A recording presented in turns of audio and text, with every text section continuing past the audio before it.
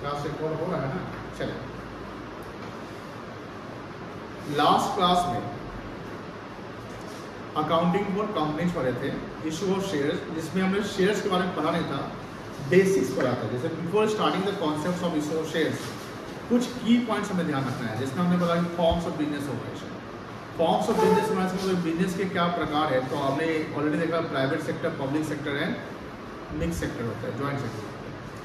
जब ओनरशिप की बात करते हैं तो जिस प्रकार का बिजनेस है उसमें ओनरशिप या ओनर के जो नेचर वो चेंज हो जाते हैं। जो प्रोप्राइटर्स में प्रोप्राइटर होते हैं उनका पैसा जो लगता है उसको कैपिटल वर्ड यूज करते हैं। पार्टनर्स में पार्टनर होते हैं उनका पैसा जो लगता है उसको पार्टनर्स कैपिटल। कोऑपरेटिव सोसाइटी में मेंबर्स होते हैं जहाँ शेयर कैपिटल यूज किया जाता है। एंड कंपनी में शेयर होल्डर होते हैं जहाँ पर उनके भी पूंजी जो लगाए जाते हैं वो शेयर कैपिटल कहते हैं। लायबिलिटी की बात करते हैं तो प्रोप्राइटर का लायबिलिटी अनलिमिटेड होता है, पार्टनर का लायबिलिटी अनलिमिटेड होता है, एचयूएफ में कर्ता का लायबिलिटी अनलिमिटेड होता है। लेकिन जो को पार्टनर यानी member of the HUF family limited, but company में शेयर होल्डर के लायबिलिटी जो होते हैं वो लिमिटेड होता है to the extent of their shares. जब फाइनेंशियल स्टेटमेंट की बात करते हैं तो नन कंपनी का फाइनेंशियल स्टेटमेंट का कोई प्रिस्क्राइब फॉर्मेट नहीं है और ये हॉरिजॉन्टल फॉर्मेट बनता है जहाँ पर इनकम से प्रॉफिट एंड लॉस अकाउंट बनाते हैं और ये हॉरिजॉन्टल होता है डेबिट क्रेडिट। बैलेंस शीट भी हॉरिजॉन्टल होता है जहाँ लेफ्ट साइड में लायबिलिटी लिखते हैं और राइट साइड में एसेट्स लिखते हैं। पर जब कंपनी की बात करते हैं, जो आपने बताया था, कंपनी की बात करते हैं वर्टिकल शिफ्ट फॉलो करता है और कंपनी का जो बैलेंस शीट या स्टेटमेंट ऑफ प्रॉफिट लॉस बनता है उसका एक प्रिस्क्राइब फॉर्मेट है। एंड एज पर कंपनी जब 2013 सेक्शन 129 में बताया गया कंपनी का फाइनेंशियल स्टेटमेंट कैसे बनेगा, जिससे बैलेंस शीट बनेगा पार्ट 1 में और statement of profit loss part 2 में बनेगा। ये ध्यान रखिए, कभी बच्चा गलती करता है। पार्ट 1 बैलेंस शीट के लिए है और पार्ट 2 किसके लिए है? Statement of profit and loss account. इसका शेड्यूल नंबर रोमन 3 है। शेड्यूल क्या है? रोमन 3। पार्ट भी रोमन 1 में, और पार्ट आप 1 लिख देते हैं न्यूमेरिकल्स में तो ये गलत हो जाएगा। रोमन में शेड्यूल आप अगर 3 लिखते हैं तो ये गलत हो जाएगा, रोमन 3 लिखना है कंपनी से। अब हम लोग इससे आगे निकलते हैं, तो आगे निकलते तो आज हम लोग समझेंगे मीनिंग ऑफ कंपनी या डेफिनेशन ऑफ कंपनी, ठीक है ना। लेक्चर 2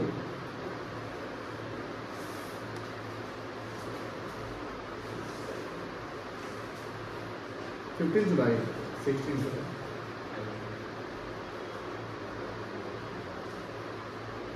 समझो।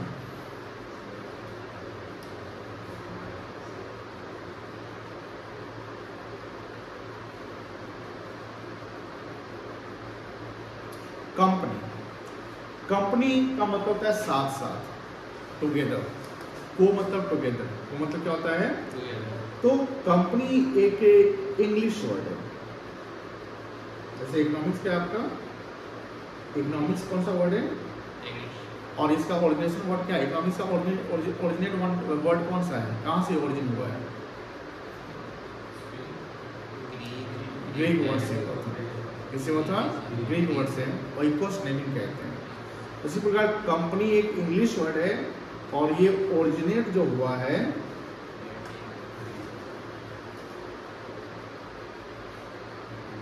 ग्रीक वर्ड से हुआ, और इसमें ये 2 शब्द मिलकर बनाए गए हैं, को एंड पैनिस।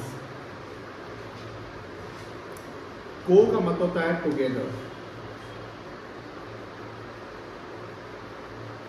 और पैनिस का मतलब होगा ब्रेड। Means what? कंपनी में शेयरहोल्डर्स, मेंबर्स, ओनर्स, पब्लिक होते हैं, यानी यहाँ पर सब लोग अपना पैसा इन्वेस्टमेंट करते हैं, है कि नहीं है? अब आपने जैसे मान लो सुनते हैं कि टेस्ला का मालिक एलन मस्क है, एलन मस्क की सिर्फ मालिक थोड़ी है, टेस्ला में बहुत सारे लोगों का पैसा भी लगा हुआ है ना, है कि नहीं है? तो अब बात यह रही है कि जैसे सिंपल सा कहावत है कि मान लो कि कुछ लोग मिलकर ब्रेड खरीदते हैं, तो ब्रेड जब खरीदे तो ब्रेड खाने के लिए खरीदे, तो ब्रेड में हिस्सा उन सबका होगा जिन्होंने मिलकर खरीदा है।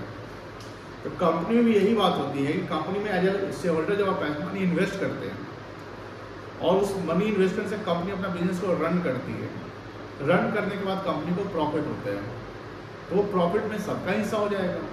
तो यहाँ ब्रेड जो है डिफाइन किया है कम प्रॉफिट को। ब्रेड किसको मीनिंग किया है? प्रॉफिट को। Profit means bread is the profit and profit will be distributed among the share holder. And जो प्रॉफिट जो हम डिस्ट्रीब्यूट करते हैं शेयर होल्डर के बीच में उसको हम डिविडेंड कहते हैं। जानते होंगे डिविडेंड, लाभांश, लाभ का अंश, शेयर ऑफ प्रॉफिट। तो if you are share holder of the Reliance Industries and Reliance Industries declare dividend and you are eligible to get the dividend. जिस कंपनी के आप शेयर होल्डर है उस कंपनी के प्रॉफिट लॉस सब आपके होंगे, लेकिन सारे के सारे तो नहीं होंगे, जितने के आप मालिक हो उतने के परसेंटेज। तो यहाँ पर ये सब ने मिलकर मान लो कि यहाँ पर इन्वेस्टमेंट किया।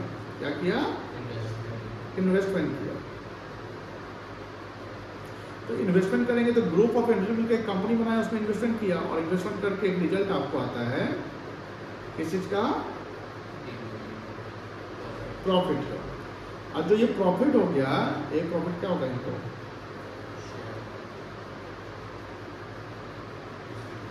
लेकिन पार्टनरशिप में प्रॉफिट को पूरा बांट देते थे पीएसआर में। यहाँ पर पीएसआर नहीं होगा और यहाँ ये भी नहीं कि पूरा प्रॉफिट बांट देना है। कंपनी एक सेपरेट लीगल एंटिटी होता है। कंपनी एक सेपरेट लीगल एंटिटी है because company registered by company of 2013 and we know that the person में कंपनी आता है। तो कंपनी एक अलग चीज होता है। बट ये ध्यान रखना है कि वो आर्टिफिशियल लीगल पर्सन है। आर्टिफिशियल लीगल पर्सन का मतलब company can't breathe, company can't die. Company breathe नहीं कर सकता, मर नहीं सकता है, बोल नहीं सकता है। तो उस कंपनी को चलाने के लिए उसके रिप्रेजेंटेटिव बैठे हुए हैं, director, member, officer, employees, they all are the part of the company, they are work on behalf of company. But सारा कुछ किसके नाम से हो रहा है? कंपनी के नाम से। वहाँ पर अगर कोई भी लीगल एक्शन अगर आपको लेना है, एज ए कस्टमर आपको लेना है, तो आप कंपनी पे लीगल एक्शन ले सकते हैं, कंपनी के डायरेक्टर पे नहीं, कोई दिक्कत नहीं। तो वहाँ पर जो प्रॉफिट हुआ वो कंपनी का प्रॉफिट हुआ। अब कंपनी सोचता है कि इसका प्रॉफिट में आधा प्रॉफिट अगर हम रखते हैं, एक्यूमुलेट कर देंगे, एक्यूमुलेट क्लब करना, जोड़ते रहना, एक्यूमुलेट, अब आधा प्रॉफिट को हम बांट देते हैं, सब नहीं बांटेंगे। तो this is the concept of the company, कोई दिक्कत नहीं है। तो यहाँ जो ब्रेड जो डिफाइन किया गया, ब्रेड का मतलब क्या कर दिया हमने? प्रॉफिट। तो जब टुगेदर ब्रेड ये जो मिला, को और पेनिस मिला, तो को और पेनिस मिलकर क्या बन गया? कंपनी। को प्लस पेनिस। ये आपको किताब में भी नहीं होगा, बट जब सीए वगैरह करोगे तो ये सब आपको बेसिकली समझ में आएगा। क्योंकि जब हम कोई चीज़ पढ़ते हैं ना तो हमें ये समझना है कि इसका ओरिजिनेशन क्या है। जब तुम समझ जाओगे ओरिजिनेशन, मानो तुम अकाउंट शुरू करते हो 11th में, अब तुमको वहाँ पर शुरू से पता है कि टाइप्स ऑफ अकाउंट ये है, पर्सनल अकाउंट ये है, रियल अकाउंट है, रूल्स ऑफ रेवेन्यू जर्नल। लेकिन तुम्हारे मन में सवाल हमेशा रहेगा, इसका मतलब कहीं ना कहीं कोई चीज़ ये अस्तित्व में कैसे आया, कब आया। अगर आप वो समझते तो कहीं ना कहीं आपको उसमें एक्साइटमेंट मिलेगा कि हाँ चलो ठीक है, ऐसे ऐसे कुछ होता है। तो you have to develop your understanding level. When you understand the concepts then you can write the answer easily.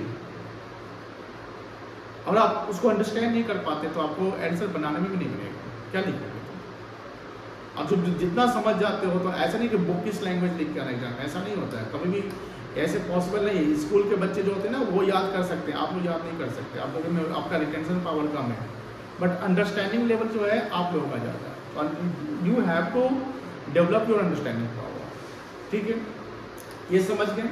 अब यहाँ पर जैसे हमने जाना कि कंपनी का एक एक्ट है, कंपनी का क्या है? एक्ट है। और राइट नाउ कंपनी एक्ट हम लोगों को पढ़ना है 2013। अर्लियर कंपनी एक्ट था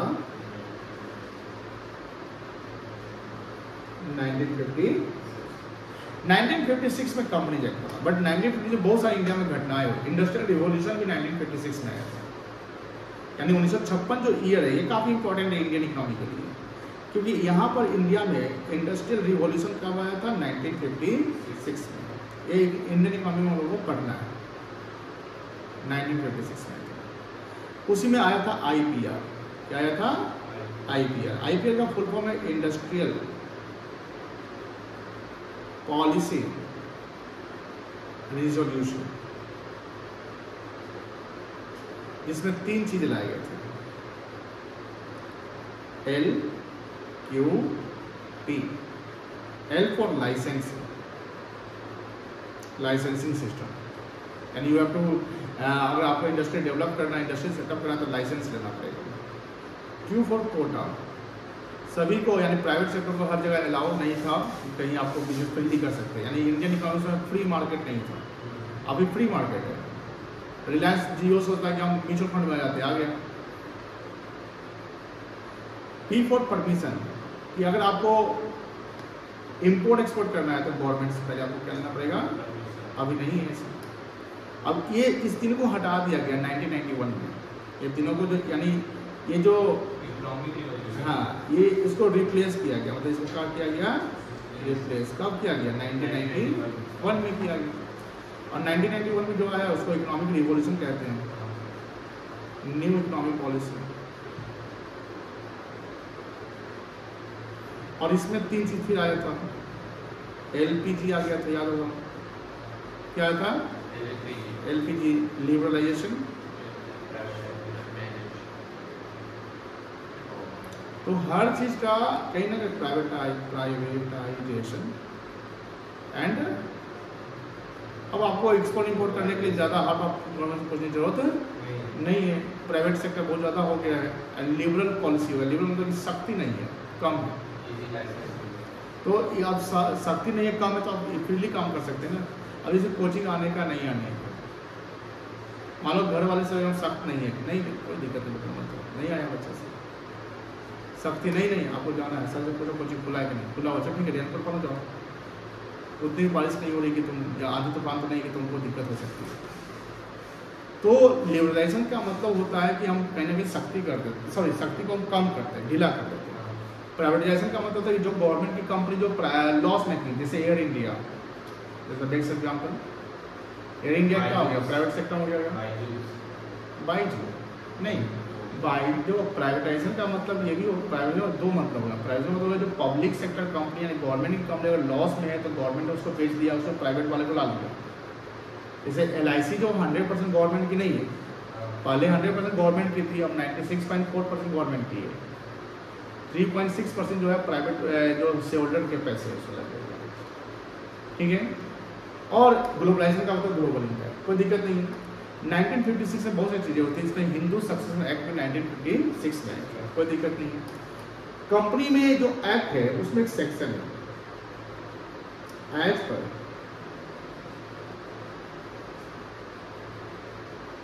सेक्शन 2 क्लॉज 20, जब कोई डेफिनेशन किसी चीज का होता है तो उसके सेक्शन 2 से शुरू होंगे कंपनी, और ये इसको पढ़ेंगे सेक्शन, इसको क्या पढ़ेंगे, सेक्शन, इसको पढ़ते हैं क्लॉज। तो सेक्शन 2 क्लॉज 20 में क्या कंपनी का दिया गया है, डिफाइन किया गया है कंपनी क्या है। जैसे मीनिंग ऑफ पार्टनरशिप, सेक्शन क्या है उसका, पार्टनरशिप का डेफिनेशन क्या सेक्शन है, 34 सेक्शन 4 है, 1932। ये तो बच्चे को जन्मांतर याद रहता है, सेक्शन 4 है। चलिए तो डेफिनेशन हम लोग अभी लिखेंगे, क्या डेफिनेशन है, company is an artificial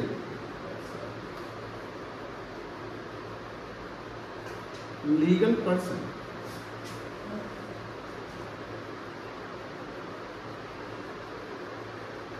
created by law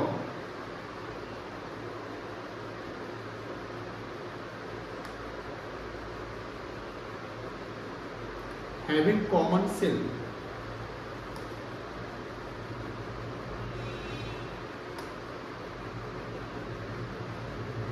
perpetual succession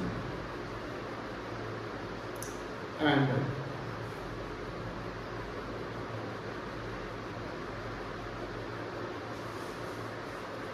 distinct from its members.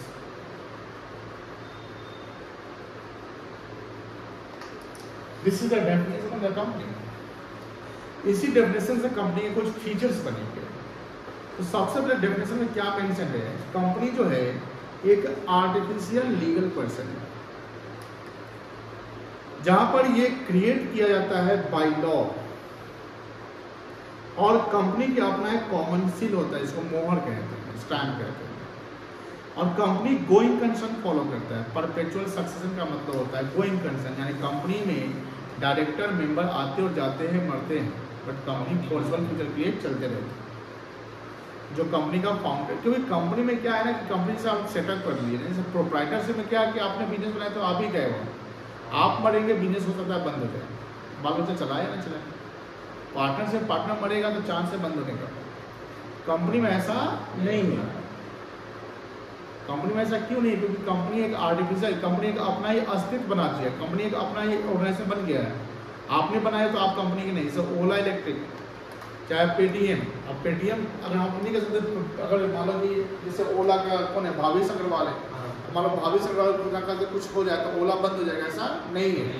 Ratan Tata से पहले जमशेदजी टाटा, तो उन्होंने सेटअप किया, टाटा है वो नहीं था, अभी भी टाटा है, रतन टाटा नहीं है। तो ऐसा नहीं है कि कोई भी पर्सन जब बिजनेस शुरू करता है और वो पर्सन नहीं रहेगा तो बिजनेस बंद हो जाएगा। कंपनी में ऐसा नहीं, क्योंकि कंपनी जब आप रजिस्टर्ड करते हैं एंड उसमें पब्लिक का इन्वेस्टमेंट करा लेते हैं तो आप एक शेयर होल्डर हो जाते हैं। मान लो कि हम 50% का शेयर होल्डर है, तो उस कंपनी में आपकी हिस्सेदारी 50% की है। अगर वो पर्सन मर जाता है तो उसको 50% का जो पेमेंट है वो मिल जाएगा, कंपनी पे करते हैं। रिलायंस इंडस्ट्री में मुकेश अंबानी का शेयर 50.4% है। कितना परसेंट है? देखो, share holding pattern of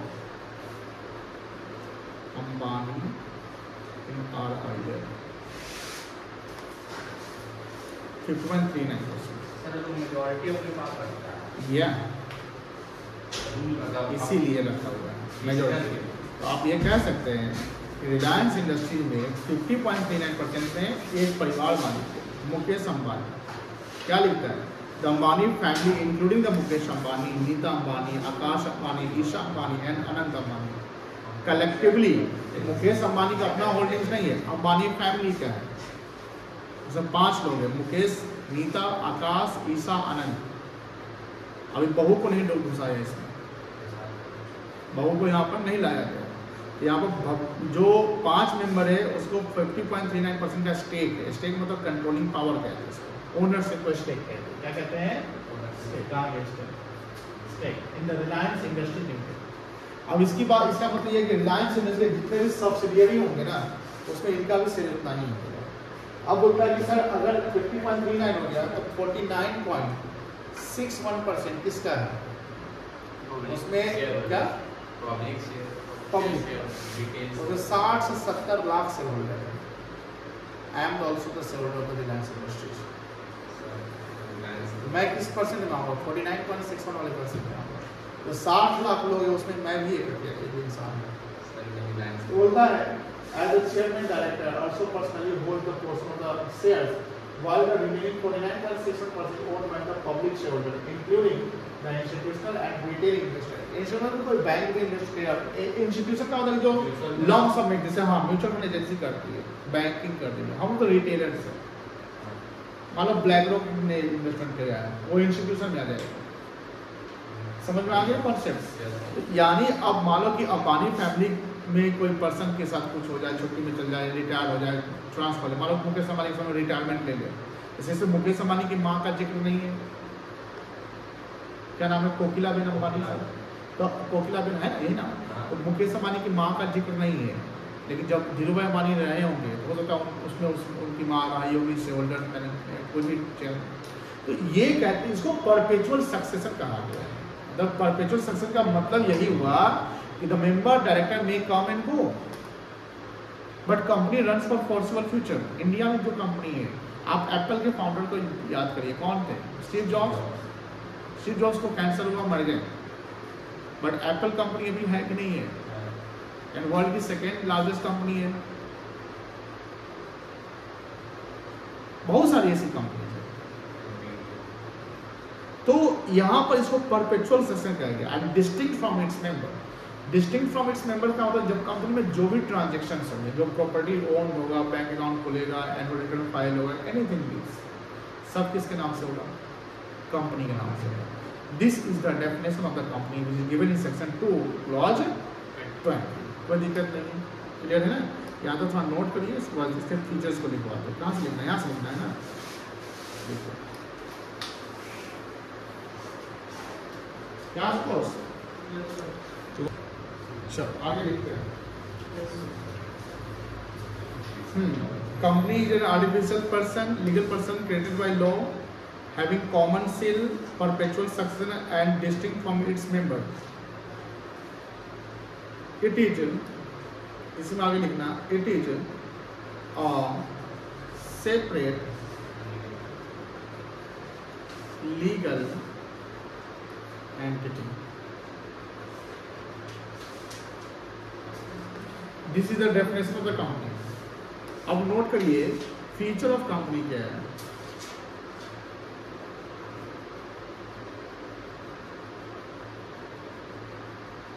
definition से ही किसका फीचर बनता है, ठीक है ना?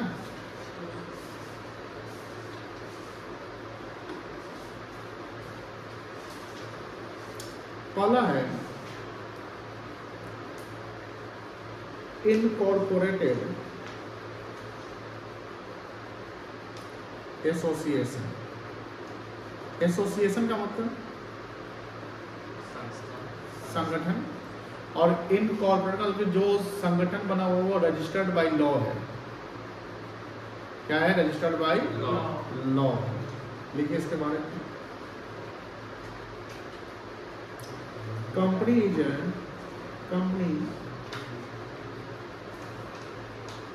Is an incorporated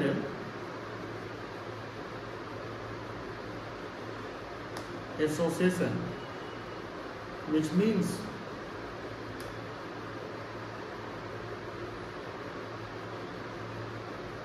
company must registered, there must be registered under the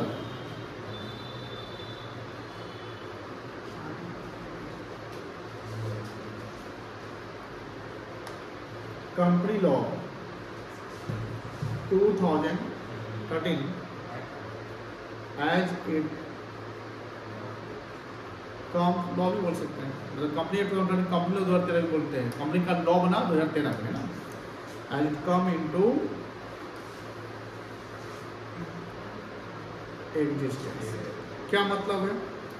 अगर पूछा जाए इनकॉर्पोरेटेड एसोसिएशन का मतलब क्या है, तो पहला क्वेश्चन ये है कि कंपनी को अगर चलाना है तो कंपनी ग्रुप ऑफ इंडिविजुअल मिलकर एक ऑर्गेनाइजेशन का हम सेटअप करते हैं, और ग्रुप ऑफ इंडिविजुअल मिलकर हम ऑर्गेनाइजेशन का सेटअप कर रहे हैं, तो कंपनी लॉ 2013 के अनुसार कंपनी को क्या करवाना पड़ेगा? रजिस्ट्रेशन करवाना। यानी कंपनी का रजिस्ट्रेशन कंपल्सरी है। Without registration company can't do the business. हमने कल भी बताया था। तो फर्स्ट फीचर क्या है आपका? Incorporated association. सेकंड है आर्टिफिशियल लीगल पर्सन। इसका क्या मतलब है? इसका मतलब बता सकते हैं? Company is not a natural person. Company can't breathe, company can't die, but it is born by law. Company का जन्म कैसे होता है? लॉ के अनुसार होता है। Company created by law. जो कंपनी एक पर्सन, कंपनी का अपना एक एग्जिस्टेंस बनता है, बट कंपनी का एग्जिस्टेंस बनाया गया है, कंपनी को बनाया गया, that's why company artificial person कहलाएगा। और ये लीगल पर्सन क्यों है? बिकॉज कंपनी का लॉ के द्वारा निर्माण हुआ, दैट्स व्हाई वो लीगल पर्सन हो गया। अगर आप कोई चीज गलत करते हैं किसी कंपनी के खिलाफ, या किसी कंपनी के बारे में आप निगेटिव आप न्यूज फैला रहे सोशल मीडिया पे, तो कंपनी आपके अगेंस्ट क्या कर सकती है? एक्शन ले सकती है, डिफेमेशन का केस कर सकती है। तो company is what? Company is artificial legal person but not a natural person, है ना?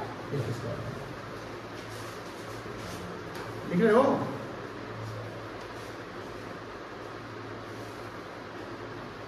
company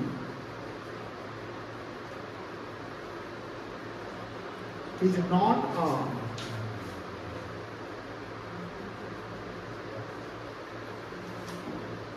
natural person because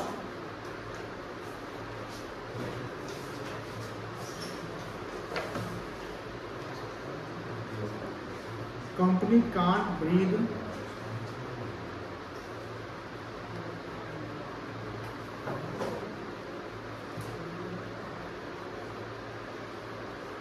die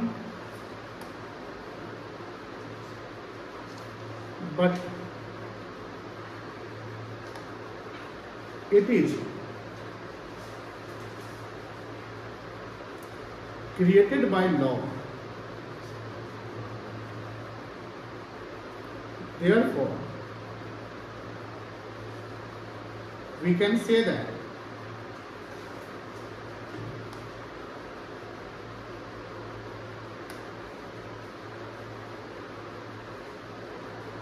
company is an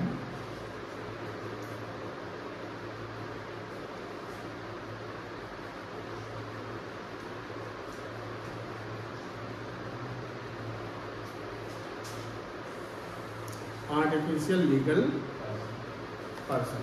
कौन कहते हैं? थर्ड लिखो,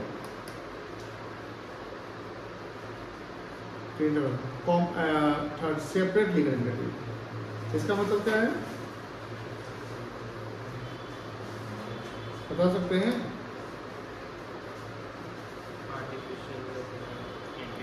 कंपनी सेपरेट है किससे? अपने मेंबर और डायरेक्टर से, यानी सेपरेट लीगल एंटिटी है। Since company is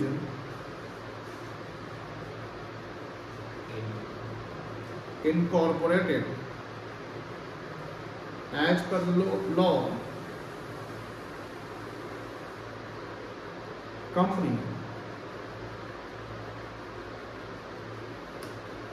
is a separate legal entity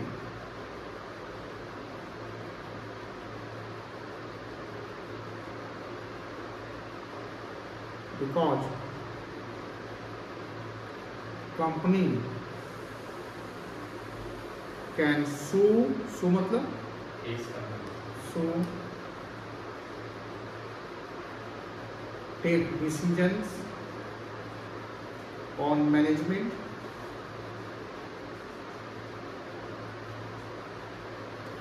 own property, open bank account,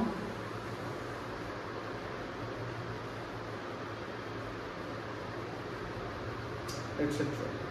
यानी कंपनी अपने नाम पे सब कुछ कर सकती है, कंपनी सू कर सकती है, जो अपने नाम से सू कर सकता है, यानी कंपनी कहीं ना कहीं एक सेपरेट लीगल एंटिटी है। उसके बाद यहाँ डेफिनेशन को पढ़िए। कंपनी आर्टिफिशियल लीगल पर्सन हो गया, क्रिएटेड बाय लॉ हो गया, कॉमन सिल। कॉमन सिल क्या था बता सकते हैं? स्टैम्प। लेकिन आज के समय में जो अभी आप ऑनलाइन का ज़माना है जिसमें डिजिटल सिग्नेचर की बात हो गई है, दूसरा कि आप बहुत सारे कंपनी अपने वेबसाइट या ऐप है तो उनके थ्रू आप कोई चीज़ देते हैं, उसका डिजिटल सिग्नेचर कभी कभी नहीं भी रहता है। बहुत सारे इनवॉइस आपको जब मिलते हैं तो उसमें डिजिटल सिग्नेचर नहीं भी रहता है, फिर वो वैलिड माना जाता है। तो कॉमन सी का मतलब ये नहीं कि कॉमन सील हर पेपर पे हर डॉक्यूमेंट पे होना ही जरूरी है, बट कॉमन सील का मतलब ये बताया गया है कि कंपनी का अपना एक सिग्नेचर होता है। जैसे कोई भी चीज़ की वैलिडेशन कब आएगी, कोई भी डॉक्यूमेंट की वैलिडेशन कब आएगी? जब उससे साइन हो जाएगा तब ना। हम कोई भी फॉर्म भरते हैं, आप कोई फॉर्म भरते हैं, साइन करते हैं कि नहीं करते हैं? फॉर्म भरते तो हम लोग क्या करते हैं, सिग्नेचर अपलोड कर देते हैं, हो गया।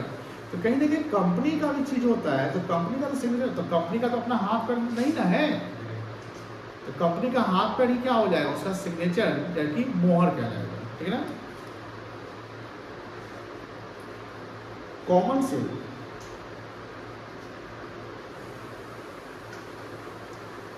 is officially known as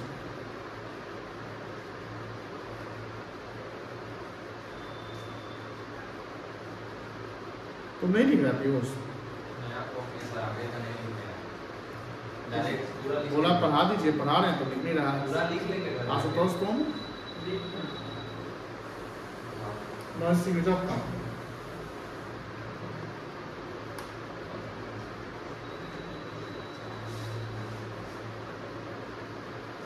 In today's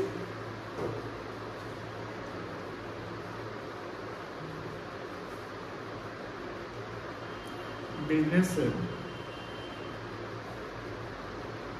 environment, common sense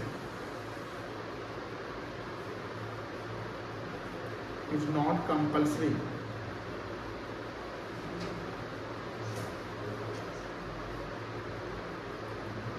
On every documents, her documents पे कॉमर्स की जरूरत नहीं है। उसके बाद परपेचुअल सक्सेशन लिख लो 5 वर्ड।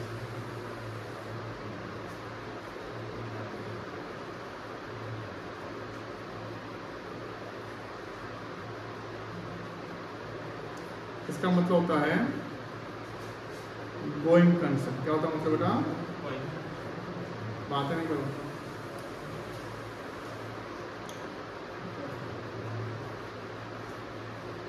मेंबर्स और directors may come and go, but company runs for foreseeable future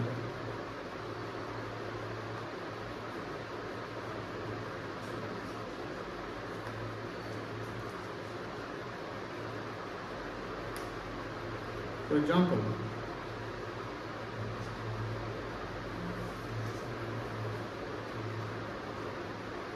Dhirubhai Ambani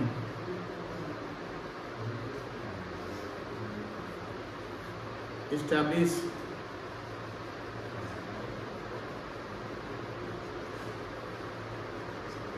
Reliance Industries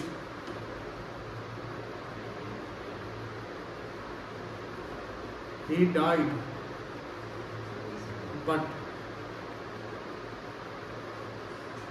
Reliance Industries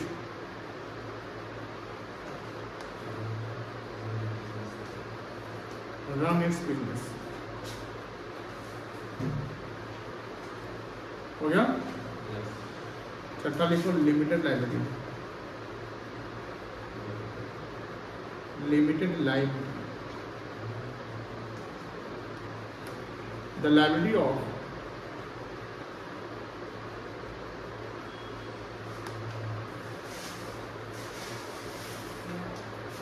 members in the company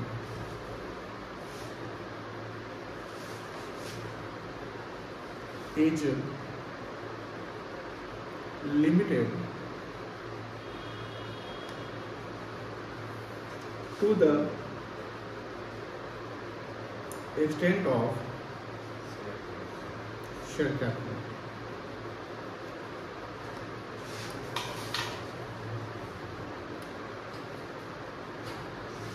Yeah?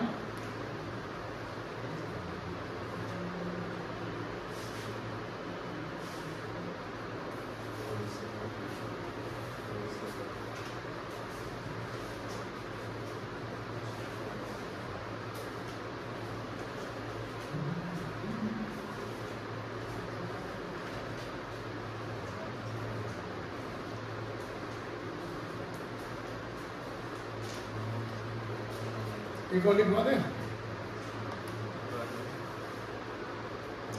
Transferability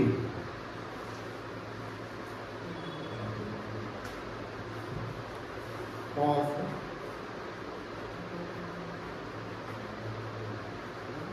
shares of public company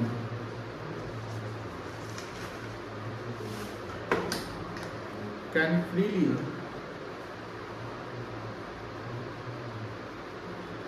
transfer its shares। A shareholder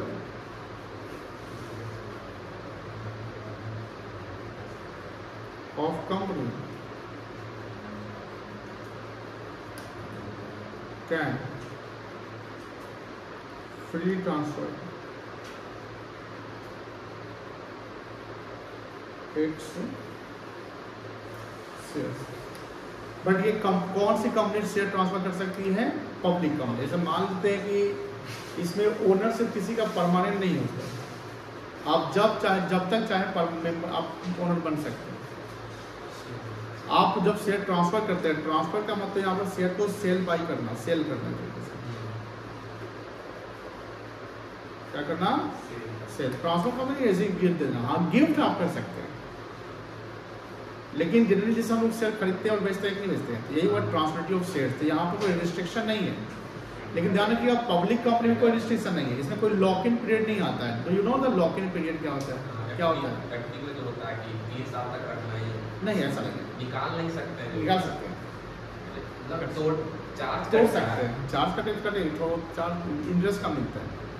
lock in period का मतलब होता है कुछ ऐसा system जहाँ पर आप नहीं निकाल पाएंगे, जैसे प्रोविडेंट फंड हो गया, सोवरेन गोल्ड बॉन्ड हो गया, कुछ बॉन्ड होते हैं जहाँ पर जैसे 3 इयर्स 4 इयर्स का बॉन्ड होता है। लॉक इन या मान लो कि प्रोप्राइटरशिप ही बिजनेस है, इससे आप हमेशा ओनरशिप चेंज करते रहिएगा, नहीं ना करिएगा। लेकिन शेयर्स में क्या कि हमने आज शेयर खरीदा, 10 दिन बाद बेच दिया, कोई रोकेगा? नहीं रोक सकता। वही बात होता है कि यहाँ पर क्या फ्री ट्रांसफर। लेकिन देखिए ध्यान से, प्राइवेट कंपनी में क्या होता है, जो हम शेयर कर दिया, अनलिस्टेड कंपनी की जो बात करते हैं, जैसे चेन्नई सुपर किंग्स सब तो क्या है? अनलिस्टेड है। मुंबई इंडियंस क्या है? अनलिस्टेड है। बैंगलोर क्या है? तो उसके भी शेयर्स हैं, बट उसके शेयर जो है जनरल पब्लिक में नहीं है, उसके शेयर क्या है? लिमिटेड लोगों के पास है। मान लो कि हमको 5% स्टेक खरीदना तो हम भी शेयर, लेकिन उसमें क्या है? फ्रीली ट्रांसफरेबल नहीं है। मान लो कि हम आज चेन्नई सुपर किंग का शेयर खरीदे, 10 दिन बेच दिए, ऐसा नहीं हो सकता, वहाँ पर लॉक हो जाता है, मतलब कि आपकी ओनरशिप है, उसमें प्रोसेसिंग होता है।